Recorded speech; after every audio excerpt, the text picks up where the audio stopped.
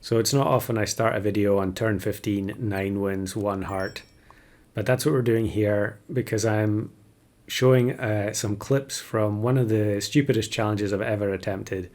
And that is winning with a full team of 1-1 tier 6s, and they all have to come from stoat cells. So you can't mushroom pill to get a 1-1. They all must be stoats.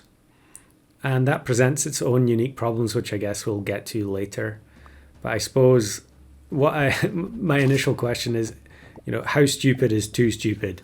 How many attempts would you go for if you really wanted to get a challenge? And I didn't count how many I took for this. I didn't, time it like RevGT did recently, where I think he said he took 25 hours for a particular challenge. I just kept repeating my formula, hoping that I would eventually get lucky and face a team that I could beat with a full team of 1-1s. And of course, when you're trying to use stoat in a challenge, you're also at the mercy of the Lootbox RNG. So you can sell your 5 stoats and get 5 pets that you don't really want. Sometimes, depending on how you've constructed your pack, you might have pets in there to make your life easier for getting the 5 stoats in the first place. For instance, oyster. And then you end up selling your final spread of stoats and getting more oysters, which are going to do you no favors whatsoever in the subsequent battle. And in a lot of these, I really wanted to just get the 5 stoat cells done on the first turn where I had 9 trophies. Because expecting to win, the later the turns go, you've just got no chance really. And I was specifically going for tier 6s, so I couldn't try and race to turn 10, a turn 10 win, because if you sell stoat before turn 11, you're going to get a tier 5 instead. And I really wanted it to be the tier 6s, just to try and show how strong some of their abilities actually are. Of course, most of them are designed to be in teams where the other pets have stats and not 1-1s. But I think there are obviously plenty of pets where their ability is super strong regardless of how many stats they have themselves. So against the big scaling teams like this one, we've got no chance really. We're hoping for some of the snipe meta teams where they've all got low stats. But at turn 16, I feel like you're unlikely to go against them. The teams you're going against at turn 16 are usually all pretty heavily scaled, and if they do have snipers, it's leopard and lionfish. Here's one with lionfish where they've already maxed out their level 3 lionfish, and they're working on the monkey, double T-Rex. You hate to see it. But yeah, no chance here, and no chance in general really. I mean, I felt like the miracle could happen, of course. Here's one where the orcas get destroyed and we end up getting double eagle, which results in a tapir copying an eagle as well. But it's not going to make any difference against the stats on the opposing team, even though they have a relatively weak tiger. Yeah. Spino, 1-1 Spino tries his hardest, but never any realistic chance here. This one is more realistic. 1 big unit at the front, 4 very weak units behind it. And this shows you just how lazy lionfish gamers can get at times, where they think they're just going to win from lionfish. And this team almost gets beaten by a full team of 1-1s. If we got different spawns there, I mean, we did already get very lucky with some of the spawns. I think I got eagle and stork there. But from the final orca, if I get different spawn there, I could actually win, I think. But it wasn't to be. However, sometimes those kind of rounds can be more dangerous because they make you believe that you're actually going to win if you just play one more game. And here's a gigantic scaling team with double coconut at the front. And it's a big scaling team, and they also add stego into the mix just to add more stats. Generally, exactly what you see from these types of teams.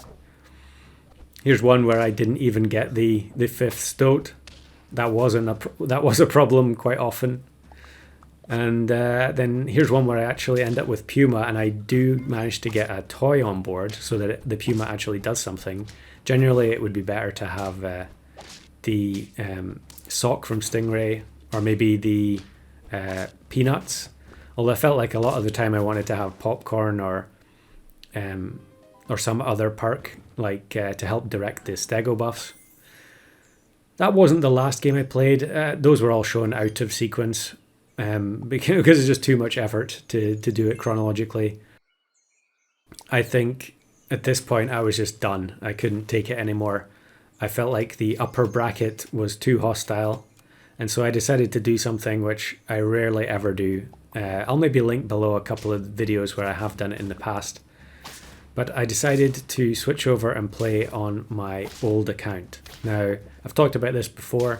At some point when they changed the matchmaking to be different brackets, I think the old accounts got left behind. So if they weren't, everything was initially treated as being a new player. And so my old account, although it had hundreds of hours on it, it was still considered new.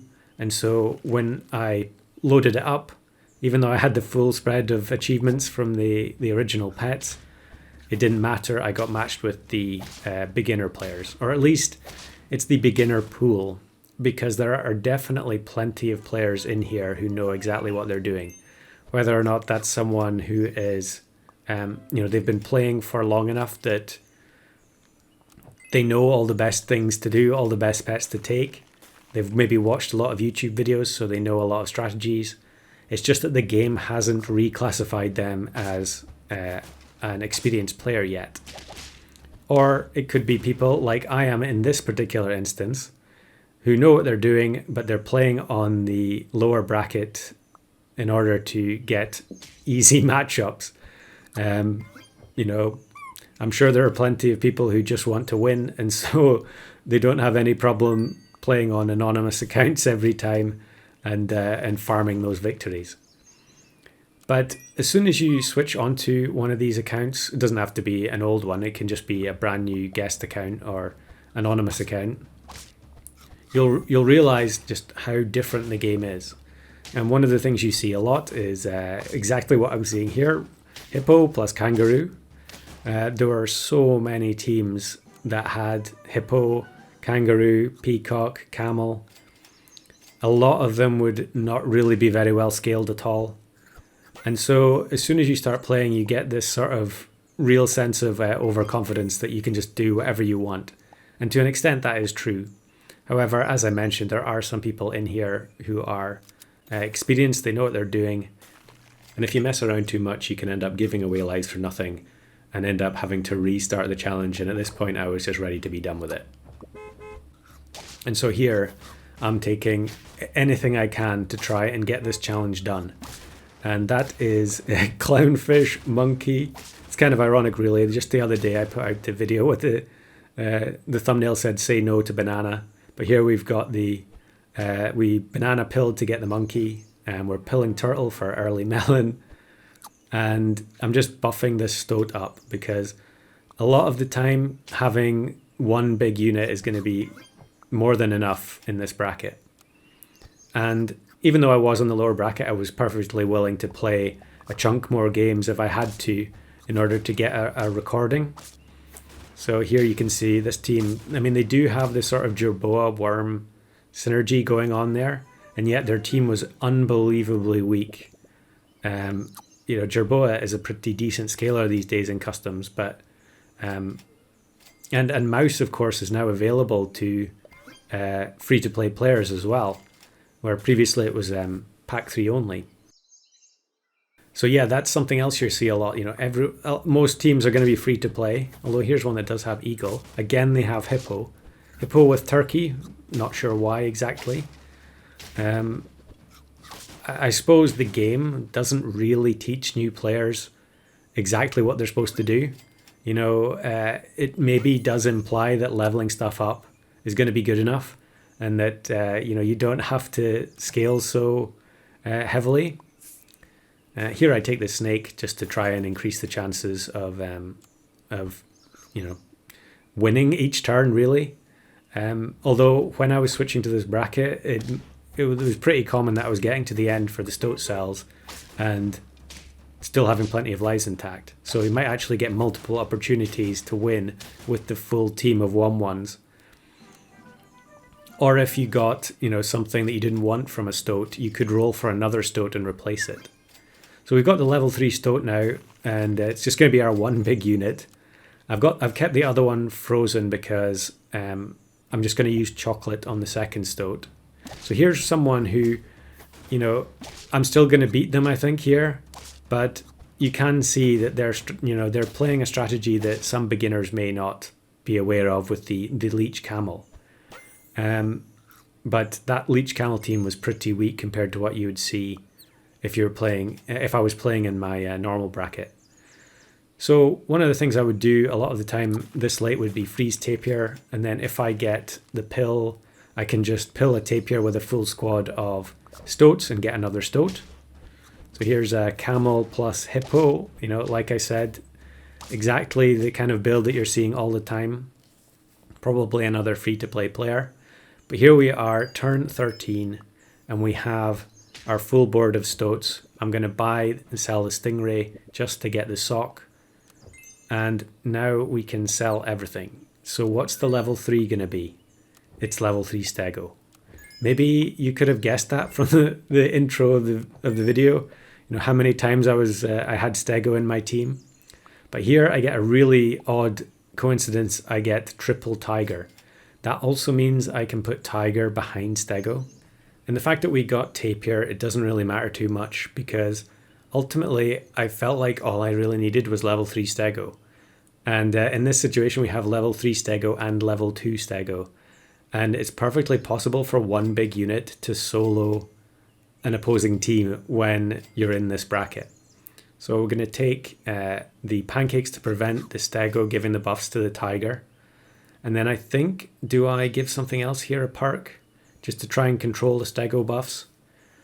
One of the issues in the upper bracket was that everything was just getting sniped, but there were so many opposing teams in this bracket that no one was playing summons, no one was playing snipers. It was all just hippo, camel, peacock, kangaroo, for an absurd percentage of the opposing teams. So we're going to block the middle tiger from getting the stego buffs. And we get matched with a scaling team, camel, 3 monkeys and a fish. And the stego buffs get applied to the front 2 units, and we win with 4 units still alive with a team of 1/1s. Now that's not quite the full story here. That was not game 1. I played a few games and there was a reason for it. And this was actually the very first game. And what happened was I got into position, but I only had 4 units from stoats with level 3 stego. And I've just put the deer in as a 1/1. But I wasn't going to be happy enough with that. I wanted the full team from stoat. So we're going to keep rolling and try and find a stoat to replace the deer. And am I going to freeze the pepper? Okay, I'm going to use the pepper. No, I'm not. I'm just going to keep looking. Please find a stoat. There it is. So on turn 14 here, 2 hearts. We find the stoat. We get the tiger. We can put it behind the stego. And I give the grapes to the grizzly to prevent it getting the buffs. We have 2 useless pumas. We get matched with this opposing team, which, even though it's terrible, it doesn't matter. Our team just isn't good enough. It would be nice to find more stoats here to replace the pumas. Really, I'm not sure why I've got stego right at the front. I should put puma up front. Okay, we're going to make sure that the tiger gets all the buffs. Well, we get matched with this opposing team on turn 15, which is unbelievably bad. I don't mean that as disrespect to the opposing player, but if you compare it to the other bracket, it's just comical. And our team ended up winning. So that was literally the very first game I played, and I got the challenge. It wasn't exactly what I wanted. I wanted all the stoats to be sold on the same turn. But kind of eye-opening. So here is one where I gave up on the tapir pill. And again, we get level 3 stego. And I think what's going to happen here is I'm going to roll down looking for another stoat. and I'm not going to find it. I could have maybe bought lemon there just to try and prevent something getting sniped. Although I guess, to be honest, it doesn't matter too much if either the orca or the tapir get sniped, because we'll get the respawns. Although if the back 3 units all get sniped, I think the tapir does nothing. So yeah, I roll down looking for the 5th stoat. I don't get it. I already have the stingray buy sell done. I don't need it. I take the grapes just for next turn to give me 1 extra gold to roll for another stoat. And this happens. We get matched with an unusual kind of orangutan team. The tapir becomes massive. Because they've only scaled health, we're going to get through most of their team with the tapir. And then the orca is going to spawn enough that we actually win with the 4 squad of 1-1 tier 6s. So, I mean, I can't really recommend trying this because I think it's a little bit unfair. I felt kind of grimy going into the lower bracket and just demolishing teams with the basic clownfish monkey scaling, but I really felt like I had to get a winning recording for that challenge, and that was really what it took.